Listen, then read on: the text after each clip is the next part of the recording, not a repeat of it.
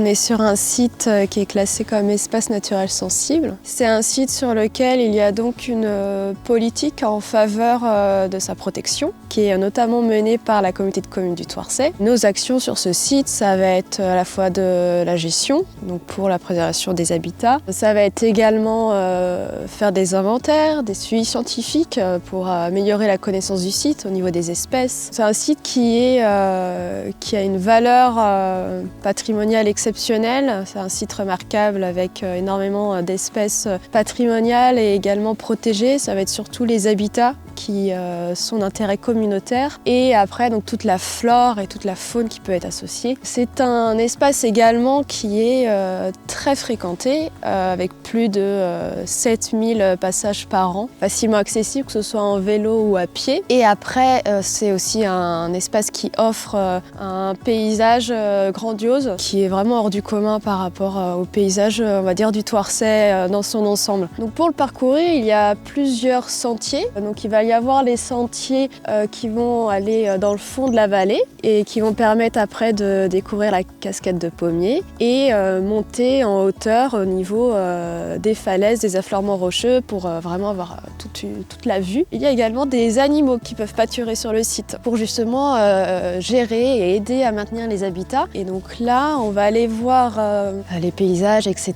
Et puis on va notamment aller voir une fleur emblématique de la vallée, c'est celle-ci, la gagée de Bohême. Et c'est une plante qui est protégée à l'échelle donc nationale, qui est particulièrement rare et fragile, avec la particularité de fleurir en hiver. C'est aujourd'hui une espèce qui est plutôt bien présente, bien stabilisée, mais qui malgré tout est tellement inféodée à un habitat rare, par définition elle-même va devenir rare et fragile. Bon, on peut avancer du coup.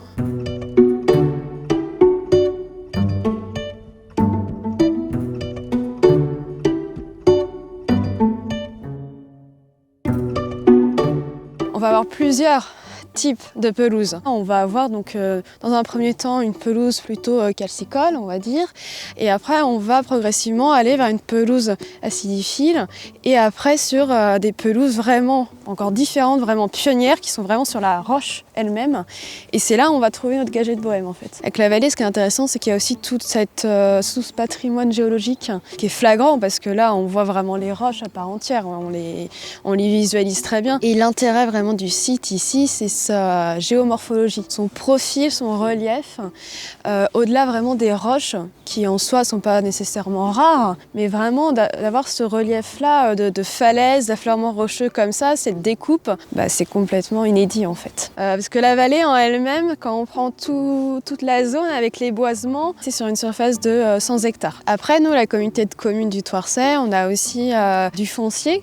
Et notre foncier il va être essentiellement le long du ruisseau du Pressoir qui coule du coup dans le fond de la vallée sur environ 30 hectares. Le fait qu'on puisse être propriétaire, on peut vraiment mettre en place des actions de mesure de protection qui seraient plus délicates sinon. Donc ici, comme je vous disais, on fait du pâturage, notamment avec des chèvres. Donc c'est surtout des chèvres qu'on a, des chèvres poitevines. Le pâturage lui va permettre d'une part de maintenir le milieu quand même ouvert, de consommer, créer du stress sur les végétaux, etc.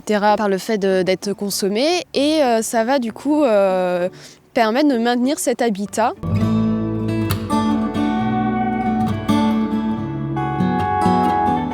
le ruisseau du Pressoir qui prend son nom avec le château du Pressoir, un peu plus haut. Il va se diriger par ici donc pour aller se jeter dans le Thouet. Donc c'est un ruisseau, comme on peut le voir, qui a un lit assez restreint, on va dire. Au plus large, il peut aller sur du 3 mètres, 4 mètres de largeur. Là, on est en période hivernale, donc l'eau circule. Malgré tout, on peut quand même distinguer des bras morts. C'est-à-dire que là, typiquement, il devrait y avoir de l'eau. Aujourd'hui, la ressource en eau est de plus en plus délicate. On a des périodes de sécheresse de plus en plus longues. Là, on voit bien que son niveau en hiver n'est pas vraiment optimal, sachant que c'est un ruisseau qui peut vraiment prendre un aspect torrentiel quand vraiment il y a beaucoup d'eau l'hiver et le lit peut largement déborder, c'est-à-dire que là où on est, C'est déjà arrivé que le ruisseau passe complètement par-dessus. Mais là, pour autant, ça fait déjà quelques années où c'est pas le cas. Et l'été dernier, il n'y avait plus d'eau du tout. C'est des phénomènes qui commencent un petit peu à être de plus en plus présents, à s'accentuer de plus en plus. Et c'est vrai que c'est pas forcément l'idéal, parce qu'évidemment, qui dit ruisseau dit tout un cortège d'espèces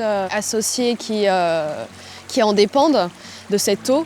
Et donc s'il n'y a plus d'eau pendant une période, le cycle de développement de ces espèces-là peut s'interrompre. Et là, on impacte complètement les dynamiques de population d'animaux, etc. Toutes les parcelles le long du ruisseau, du pressoir, on les a labellisées comme havre de paix pour la loutre d'Europe.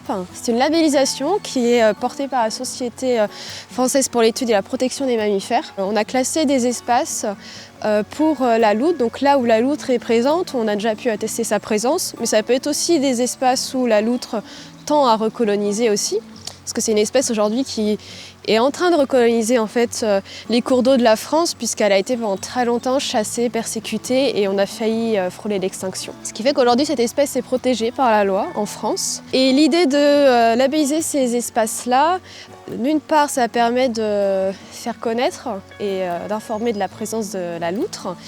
Et également, en fait, c'est derrière des engagements, c'est-à-dire au niveau des bords de l'eau, au niveau de la ripisylve, donc de ne pas tailler trop souvent, d'avoir une gestion quand même raisonnée et puis laisser aussi une part de sauvage, en fait, tout simplement. Et ce qui va profiter à la loutre va aussi profiter à d'autres espèces. C'est vraiment une espèce qu'on appelle parapluie, parce qu'en la protégeant, en protégeant son habitat, on va protéger tout un autre cortège d'espèces. L'idée, c'est de préserver ces zones-là.